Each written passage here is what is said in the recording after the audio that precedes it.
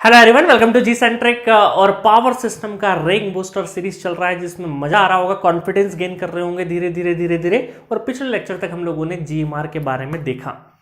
अब हम लोग थोड़ा से अलग सेगमेंट के न्यूमेरिकल करते हैं related to this line parameter. ठीक है, यूनिट सेकंड चल रही है रैंक बूस्टर सीरीज में। जिसको पता नहीं हो, आपके दोस्त फ्रेंड सबको बता दो, जी सेंट्रिक एप्लीकेशन पे ये कोर्स अवेलेबल है सपोर्ट कैटेगरी में। ठीक है, चलिए स्टार्ट करते हैं। क्वेश्चन हम कहां तक कर चुके थे लास्ट में?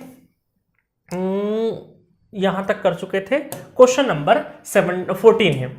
अ single face configuration is spaced with 60 centimeter.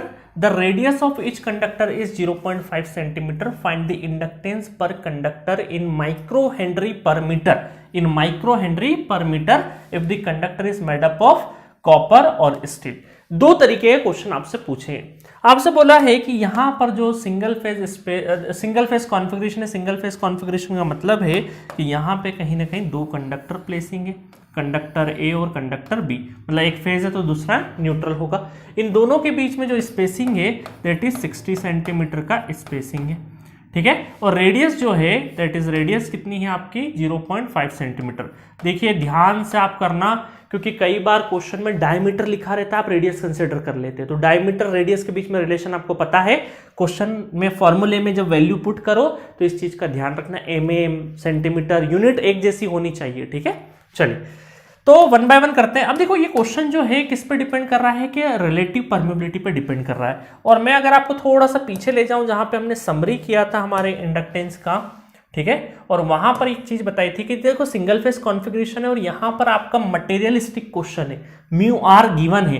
तो हम कौन सा फॉर्मूला, स्किन इफेक्ट वाला फॉर्मूला यूज नहीं करेंगे, क्योंकि इस फॉर्मूले के हिसाब से तो कॉपर हो चाहे कौन सा था, स्टील था, दोनों के लिए तो सेम आंसर आ जाएगा। दोनों के लिए क्या हो जाएगा? सेम आंसर आ जाएगा। बट दोनों का मटेरियल डिफरेंस है, इस वजह से यहां पे हमें ये वाला फॉर्मूला लगाना पड़ेगा जहां पे रिलेटिव परमेबिलिटी है। अगर मटेरियल डिफरेंस नहीं होता तो एक जैसा ये स्किन इफेक्ट से भी आंसर आ सकता था हमारा। हाँ, थोड़ा बहुत स्लाइट वेरिएशन होता है आंसर्स के बीच में, बट आपको इस बार कौन सा फॉर्मूला लगाना? मटेरियल वाला, ये फॉर्मूला लगाना। और क्वेश्चन में क्या पूछा है आपसे? क्वेश्चन में पूछा है आपको, क्या पूछा गया है क्वेश्चन में? Find the inductance per conductor. पर कंडक्टर का मतलब आपको लूप का नहीं निकालना है, किसी एक कंडक्टर का निकालना है। ठीक है, किसी एक कंडक्टर का निकालना, मतलब एलए का निकाल लो या एलबी का निकाल लो, किसी एक चीज का निकाल लो। तो मैं यहां से कॉपी पेस्ट कर देता हूं और यहां पे रख देता हूं। बस अब तो फॉर्मूला है, आपको सिर्फ और सिर्फ क्वेश्चन करना है। ठीक है, चलो मैं इसको थोड़ा सा और अच्छे से बड़ा लिख देता हूं। अब सबसे पहले किसका करेंगे हम लोग? सबसे पहले करेंगे हम लोग कॉपर का, और दोनों का रिलेटिव परमेबिलिटी यहाँ पे गिवन है। कॉपर का क्या होता है? म्यू आर 1 होता है, तो L equal to 2 into 10 to the power -7 1/4 plus ln d कितना है? डिस्टेंस 60 सेंटीमीटर और रेडियस भी कितनी है? 5.5 सेंटीमीटर। ठीक है, इसको सॉल्व कर लेना तो आंसर आ जाएगा आपका आई थिंक 1.007 माइक्रो हेनरी पर मीटर। यूनिट का ध्यान रखना, माइक्रो में, माइक्रो मतलब है ना, ये माइक्रो, म्यू नॉट परमेबिलिटी, ये माइक्रो है। माइक्रो का मतलब है 10 टू द पावर -6। तो यहाँ जब आप ओवरऑल कैलकुलेशन आएगी तो 10 टू द पावर -6 को माइक्रो लिख देना, हेनरी पर मीटर में आ जाएगा आंसर आपका। ठीक है, समझ गए? चलो, तो ये इंडक्टेंस आ गया। नेक्स्ट है आपका, अगर हम लोग स्टील के लिए देखें, स्टील के लिए देखेंगे तो सेम फॉर्मूला लगा देना। तो inductance 2 into 10 to the power -7 100 divided by 4 plus ln 60/25। ठीक है, ये आ जाएगा। तो यहाँ पे आंसर आ जाएगा आपका 5.95 माइक्रो हेनरी पर मीटर। ठीक है, तो ये दो आंसर आ जाएंगे। कैलकुलेशन एरर का ध्यान रखना। ठीक है, डी और आर दोनों सेंटीमीटर में थे, इसलिए कन्वर्ट नहीं करना पड़ा। कई बार ये रेडियस जो है कम रहेगी, ये हो सकता है सेंटीमीटर में रहे, ये मीटर में रहे, तो इस चीज का ध्यान रखना। ठीक है, तो क्वेश्चन बड़ा आसान सा था, बस सिर्फ ये बताना था इस क्वेश्चन के जरिए मुझे कि रिलेटिव परमेबिलिटी का जो फॉर्मूला सिंगल फेज में है वो कैसे होता है। अब मैं क्या करूंगा, अब इस लेक्चर में हम लोग वो क्वेश्चंस देखेंगे जो हमारे सिंगल फेज और थ्री फेज सिमेट्रिकल स्पेसिंग और अनसिमेट्रिकल स्पेसिंग के ऊपर आते हैं। ठीक है, सिमेट्रिकल स्पेसिंग में कैसे डील करेंगे और अनसिमेट्रिकल में कैसे करेंगे, उन चीज के बारे में देखेंगे। ठीक है, चलिए स्टार्ट करते हैं। क्वेश्चन नंबर 15 गेट 2017 का क्वेश्चन है। मैंने बताया ना 16 के बाद से क्वेश्चंस यहां से आने लगे हैं। Consider an overhead transmission line with a 3-phase 50 Hz balance system with a conductors located at the vertices of an equilateral triangle of length DAB, DBC, DCA, मतलब सब 1 मीटर है, 1 मीटर 1 मीटर 1 मीटर, तीनों sides बराबर है तो equilateral triangle होता है। The resistance of the conductors are neglected, the geometrical mean radius of each conductor is, GMR कितना दे रखा है आपको, ये दे रखा है 0.01। फिर क्या पूछना चाहते हैं, neglecting the effect of ground, है ना, the magnitude of positive sequence reactance, positive sequence reactance in ohm per kilometre.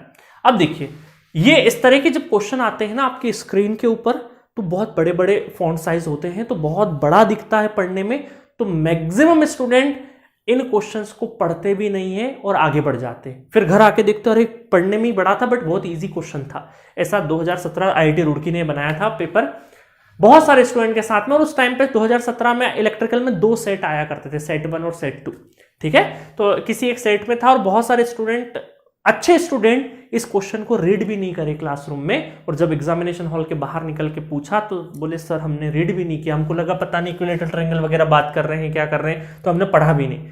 तो ऐसा होता है कई बार, लेंदी दिखने वाला क्वेश्चन बहुत आसान होता है। अब बहुत सारे स्टूडेंट कंफ्यूज होते हैं सर पॉजिटिव सीक्वेंस रिएक्टेंस तो क्या फॉल्ट वोल्ट के बारे में, पॉजिटिव नेगेटिव नहीं, जो नॉर्मल रिएक्टेंस होता है ना वो बाय डिफॉल्ट पॉजिटिव सीक्वेंस वाला ही होता है, normal resistance, normal reactance, normal inductance, सबके सब क्या है, पॉजिटिव सीक्वेंस होते हैं। तो कंफ्यूज करने के लिए वर्ड यहाँ पे इंट्रोड्यूस कर दिया है, ठीक है, बाकी कुछ दिक्कत ही नहीं है। तो यहाँ पे क्वेश्चन तो बड़ा आसान है, बस सिर्फ और सिर्फ यहाँ पे आपको इंटरप्रिटेशन में दिक्कत आ सकती थी, बहुत सारे स्टूडेंट तो रीड ही नहीं करते, इंटरप्रिटेशन तो बात की बात है। तो रिएक्टेंस इक्वल टू कितना होता है, omega L, reactance equal to omega L मतलब 2πf L, और ये पर फेज का निकलता है, आपको पता है ओमिक वैल्यू हमेशा पर फेज में होती है, तो बस इंडक्टेंस आपको कैलकुलेट करना है और रिएक्टेंस आ जाएगा।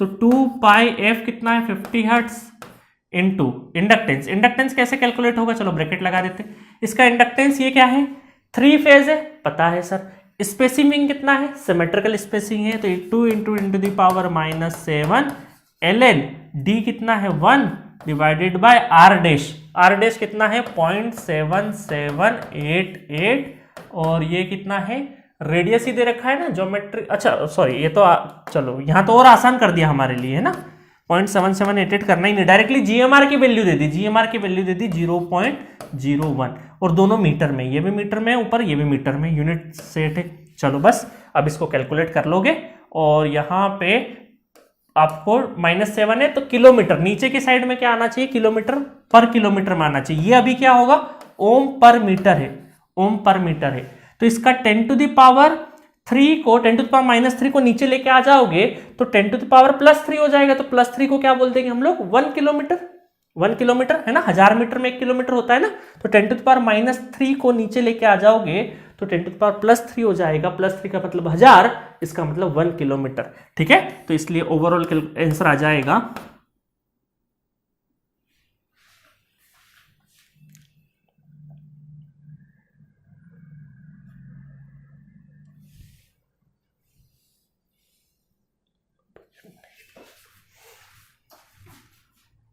0.289 ओम per kilometre is the correct answer for this question, ठीक है।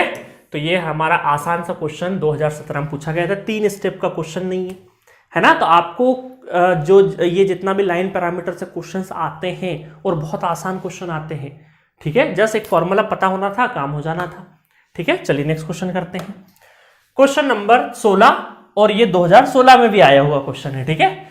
सिंगल फेस ट्रांसमिशन लाइन, देखिए लैंग्वेज कितनी बड़ी बड़ी है, जब स्क्रीन पे खुलता है ना वहां पे गेट के एग्जामिनेशन हॉल में तब और बड़ा दिखता है।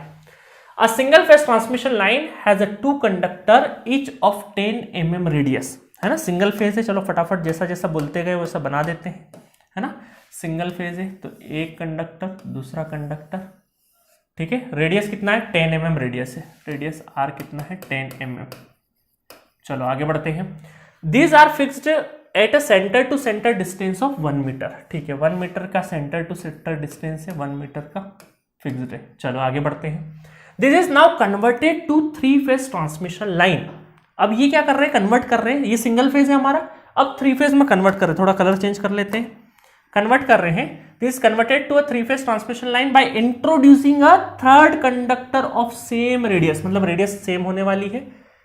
और क्या बोला है, this conductor is fixed at an equal distance d from the two single phase conductor, मतलब एक ऐसी जगह पे इसको फिक्स करना है जहां से दोनों कंडक्टर का जो डिस्टेंस वो बराबर रहे। इसका मतलब ये यहां पे आएगा, ये यहां पे आएगा, तब तो यहां से भी डिस्टेंस d रहेगा और यहां से भी डिस्टेंस d रहेगा, तभी हो सकता है। क्योंकि इधर रख दोगे तो नहीं होगा, इधर रख दोगे तो भी नहीं होगा, यहीं पे आएगा ये प्लेसिंग इसकी, ठीक है।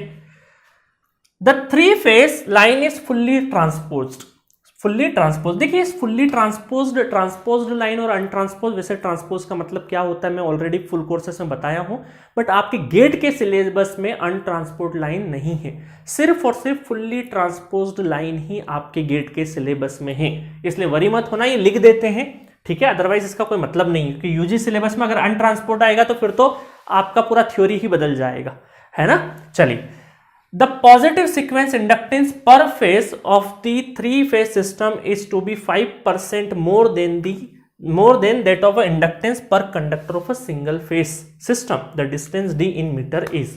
तो सबसे पहले तो d डिस्टेंस निकालना है मीटर में, और बोला क्या, वापस से पढ़ना, the positive sequence inductance per phase of a 3-phase system, इस 3-phase सिस्टम का जो इंडक्टेंस है पर फेज ही आएगा, ऑब्वियस है, और ये किसका है, 3-phase का, इक्वल टू ये क्या है, is to be 5% more than the inductance per conductor of a single phase. जब सिंगल फेज था ना येलो वाला, इसका जो पर कंडक्टर मतलब LA इंडक्टेंस बोल सकते हैं, LA, अगर इसको A कंडक्टर माने तो LA इंडक्टेंस, उससे कितना है, 5% ज्यादा, 5% ज्यादा मतलब 1.05, 5% ज्यादा ऐसे लिखते हैं हम लोग, और ये हो जाएगा inductance per conductor single phase का, नॉट लूप, है ना, सिंगल फेज का।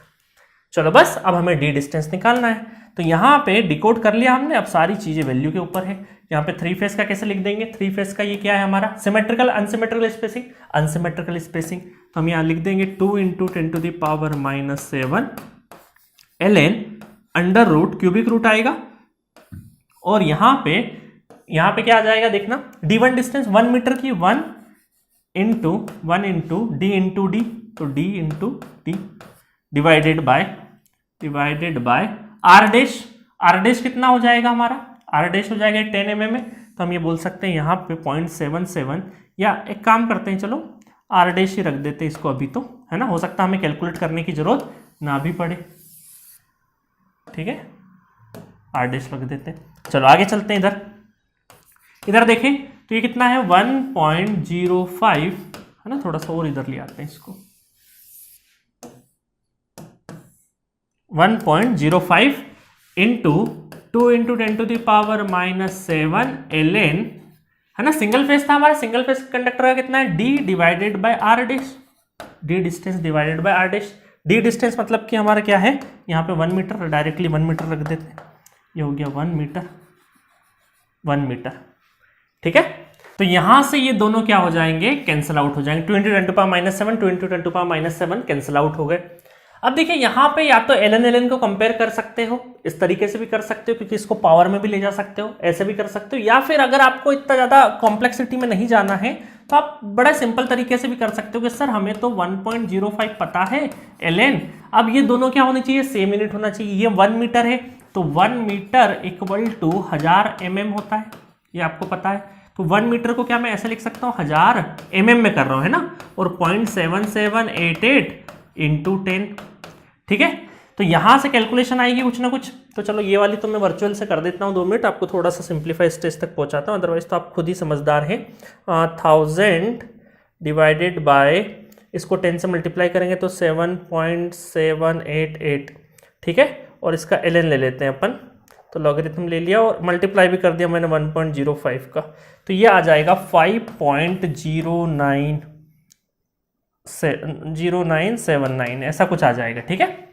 चलो अब इधर से क्या बचेगा, इधर से अगर देखें ln, और इसको भी अगर हम लोग mm में चेंज कर ले, तो 1000 इंटू d स्क्वायर, क्योंकि 1 मीटर है ना ये, और क्यूबिक, उसके बाद r डैश, ठीक है। तो सबसे पहले क्या करना, बहुत सारे स्टूडेंट गलती से ये कर देते हैं कि डायरेक्टली इस r डैश को इधर मल्टीप्लाई कर देते हैं, नहीं ऐसा नहीं करना, और ये क्या हो जाएगा, अभी ये जो हो जाएगा हेनरी पर एमएम, नॉट इंडक्टेंस, हेनरी पर एमएम, ये पर एमएम में निकाला है हम लोगों ने, ठीक है, पर एमएम में निकाला है हम लोगों ने। तो देखो यहाँ पे क्या हो जाएगा, यहाँ पे ये जो चीजें हैं आपकी, जो ये लॉगरिथम ln की बेस क्या होता है, e होता है, तो पहले e जाएगा, है ना। यहां से अगर मैं देखूं तो 1000 d square cubic root divided by r dash, और ये हो जाएगा e टू द पावर 5.0979, है ना। ये e टू द पावर आपके वर्चुअल कैलसी में होता है, वो करके देख लेना आप, ठीक है। फिर r डैश यहाँ पे 0.7788 इंटू जो भी रेडियस है वो इसका ये करोगे, फिर इससे मल्टीप्लाई करोगे, फिर क्या करोगे, क्यूबिक रूट हटाने के लिए इधर क्यूबिक स्क्वायर करो, क्यूब कर देना, है ना। दोनों साइड में क्यूब करोगे तो ये अंडर रूट हट जाएगा और यहाँ क्यूब हो जाएगा। देन फिर 1000 से डिवाइड करना, d का फिर अंडर रूट कर देना, तो d आ जाएगा आपका 1438, या हो सकता है किसी का 1439 भी आ जाए, mm में आएगा। बट आपसे क्या पूछा है, डिस्टेंस मीटर में पूछा है, तो 1.39 metre is the correct answer. 3839 चलेगा, कोई इशू नहीं है। आई थिंक आपके रेंज में आंसर था, ठीक है। मैं रेंज भी बता देता हूं, 2016 पहला था जिसमें वर्चुअल कैलसी था, ठीक है। इसका रेंज भी मैं आपको बता देता हूं, क्या रेंज आया था, 1.43 है ना, तो 1.41 से 1.47 है ना, 1.41 से 1.47 के बीच में आंसर जो भी आ जाए, मैं लिख देता हूं यहाँ पे आपका 1.41 से लगा के 1.47 के बीच में किसी का जो भी आंसर आ जाए सही रहेगा, ठीक है। आया समझ में?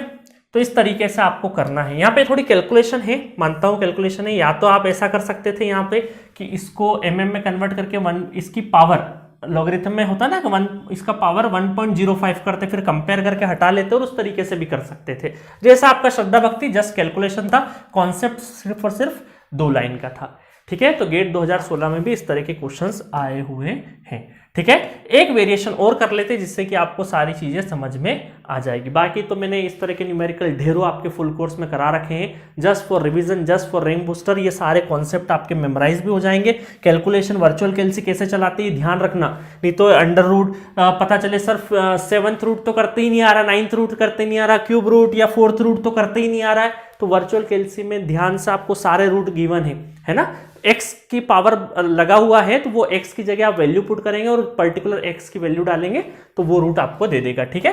ट्रायल के तौर पे आप कुछ इजी 2 3 या कुछ ऐसा इजी ले लीजिए ताकि आपको कैलसी चलाना आ जाए। कैलकुलेटर चलाने के लिए आप ये कर लीजिए 2 इंटू 2 इंटू 2 इंटू 2 इंटू, और कोई 10th रूट ले लीजिए, या कोई ये आसान सा 3 इंटू जिसका आपको पता है वैल्यू, ताकि क्रॉस चेकिंग के लिए कैलकुलेटर चलाना सीख जाए आप, ठीक है।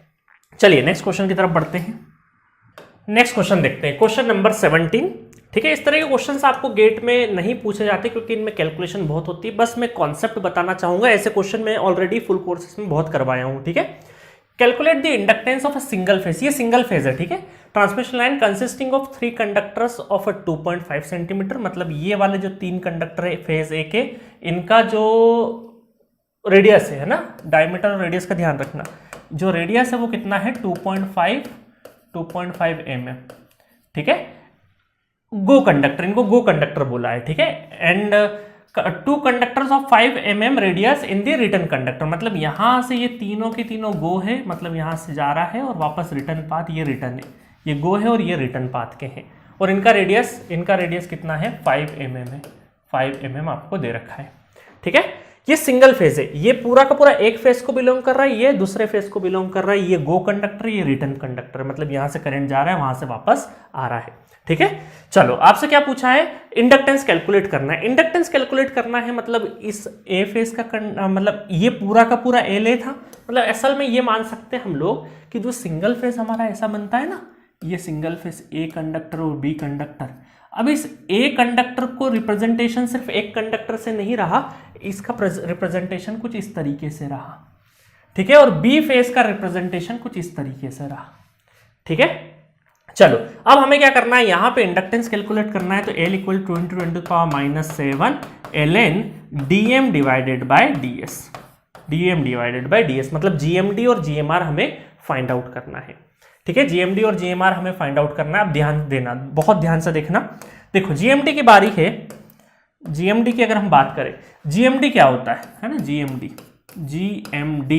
और किसका, ए फेस का, किसका, हमें जीएमडी को किससे रिप्रेजेंट कर रहे हैं, डीएम से रिप्रेजेंट कर रहे हैं, और किसका, ए का, डीएम ए फाइंड आउट करना है। अगर हमें ए फाइंड आउट करना है तो ए फाइंड आउट करना है, तो मैंने बताया था जीएमडी में कि अपोजिट ऐसे डिस्टेंसेस जो कि ऐसे कंडक्टर के बीच का डिस्टेंस जो कि अपोजिट करंट कैरी कर रहा है। इसका मतलब जब आप यहां पे बैठोगे, इस फर्स्ट कंडक्टर के ऊपर बैठेंगे, तो आप देखोगे कि अपोजिट करंट कौन कौन कैरी कर रहा है, फोर्थ और फिफ्थ कर रहा है। बाकी ये दोनों तो अपने वाले ही हैं, अपने भाई बंधु है ये तो, है ना। अपोजिट करंट ये वाला, मतलब ये डिस्टेंस और ये डिस्टेंस कैलकुलेट करोगे, तो इसका मतलब है हम ये बोल सकते हैं कि D14 और D15 ये डिस्टेंस तो हम कैलकुलेट कर ही लेंगे, है ना, पाइथागोरस लगा के। चलो आगे बढ़ते हैं। फिर इसके ऊपर बैठे आप, इसके ऊपर बैठ के देखा, तो फिर सेकंड कंडक्टर के ऊपर बैठ के देखा, तो आपको अपोजिट फिर से ये दोनों ही नजर आ रहे हैं, D14 और D15। और फिर इसके ऊपर बैठ के देखा, तो वापस से D14 14 कर दिया मैंने जल्दबाजी के चक्कर में, ये हमारा D24 है ना, D24 और D25 और देन D34 एंड D35, ठीक है, इस तरीके से हो जाएगा। और 1 2 3 4 5 6, तो 6 रूट आ जाएगा। ये हो गया डीएम, ओवरऑल डीएम। मतलब हमने क्या किया, फेज ए में जितनी भी चीजें, जितने भी कंडक्टर थे उसके ऊपर बैठ के अपोजिट करंट जो भी कंडक्टर कैरी कर रहे थे वहां के हमने डिस्टेंसेस कैलकुलेट कर लिए।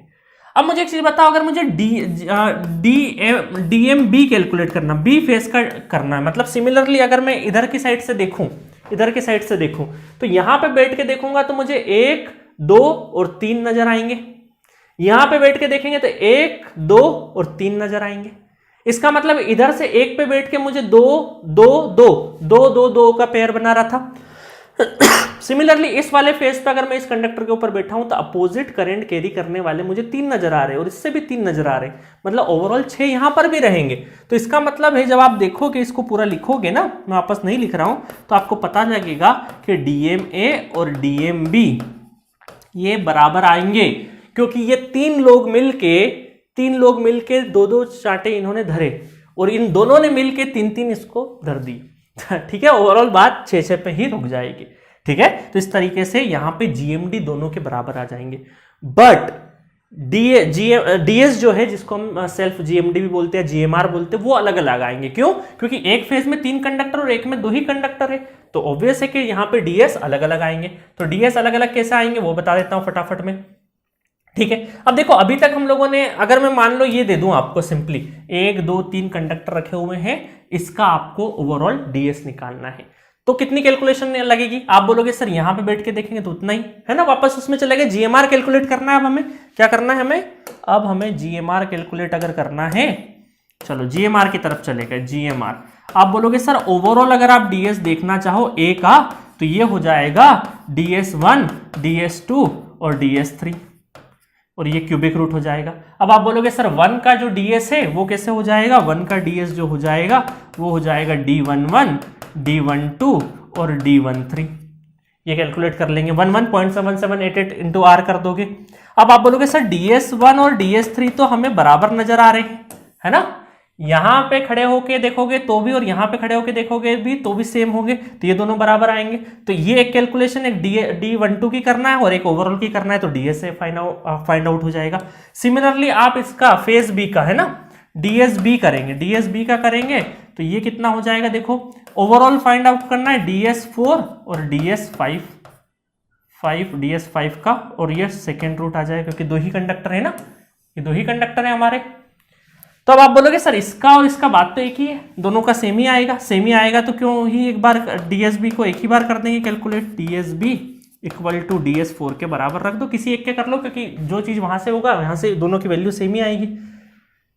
समझ में आ रहा है ना? GMR ऑलरेडी मैं इतनी प्रैक्टिस करा चुका हूं इसलिए ज्यादा नहीं कर रहा हूं। चलो अब क्या करना है, दोनों का अलग अलग आ गया, मतलब GMD सेम है, GMR अलग अलग है। इसका मतलब है कि इंडक्टेंस जो है LA इंडक्टेंस वो निकलेगा 2 × 10⁻⁷ ln DMA divided by DSA, और LB निकलेगा 2 × 10⁻⁷ ln DMB divided by DSB।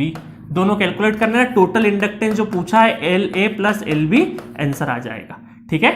और आंसर थोड़ा सा वेरी हो सकता है, देखो जो ऑप्शंस गिवन है मतलब आपका आंसर जो रहेगा वो सी के आसपास आएगा, हो सकता है एग्जैक्टली सेम नहीं मैच करे क्योंकि इनमें आंसर में वेरिएशन होते हैं, क्योंकि 1 पॉइंट किसी का 45 भी हो सकता है, 1.47 भी हो सकता है, 1.43 भी हो सकता है, 42 भी हो सकता है, कुछ भी रेंज आ सकता है, ऑप्शंस अवेलेबल है, इस वजह से आपको सिलेक्ट कर लेना है, ठीक है। अदरवाइज अगर रेंज में आएगा इस तरह के क्वेश्चंस तो रेंज अच्छी खासी गिवन होती है। समझ में आ गया। गो और रिटर्न कंडक्टर का मतलब है कि जीएमडी और जीएमआर क्या है, अपोजिट, जो कंडक्टर है उसका जो अपोजिट करंट कैरी कर रहा उसके डिस्टेंसेस को हम लोग जीएमडी बोलते हैं, म्यूचुअल जीएमडी, ठीक है। और जीएमआर किसको बोलते हैं, जो खुद के खुद में डिस्टेंस कवर हो, ठीक है। जीएमआर में दिक्कत नहीं आई होगी, जीएमडी में आप एक बार और कैलकुलेशन कर लेना। सारी कैलकुलेशन में यहाँ पे लिख दी है, सिंपल है, सारी वैल्यू डेटा डालना है और करना है। इस सेम क्वेश्चन ऑलरेडी मैं फुल में करवा चुका हूँ, मुझे रेंज बूस्टर में सिर्फ अप्रोच बताना था, आपको बहुत ज्यादा कैलकुलेशन में नहीं ले जाना था। बट इस तरह की इतनी कैलकुलेशन वाले क्वेश्चंस कम एक्सपेक्ट करते हैं हम लोग गेट के पेपर में, ठीक है। तो इस तरीके से आपका एक सेगमेंट पूरा पूरा इंडक्टेंस का कंप्लीट हो गया है और लगभग 2 कैटेगरी और बाकी है, डबल सर्किट लाइन और आपका बंडल कंडक्टर। उसके नेक्स्ट लेक्चर में मैं आपको दोनों करवा दूंगा और साथ में कैपेसिटेंस के फॉर्मूले भी आपको रिवाइज करा दूंगा और कैपेसिटेंस के भी 1-2 क्वेश्चन कर लेंगे। उसके साथ ही हम लोग हमारे लाइन पैरामीटर वाला सेगमेंट ओवरऑल कंप्लीट हो जाएगा, ठीक है। तो मिलेंगे नेक्स्ट लेक्चर में बचे हुए कॉन्सेप्ट के साथ। Okay, thank you.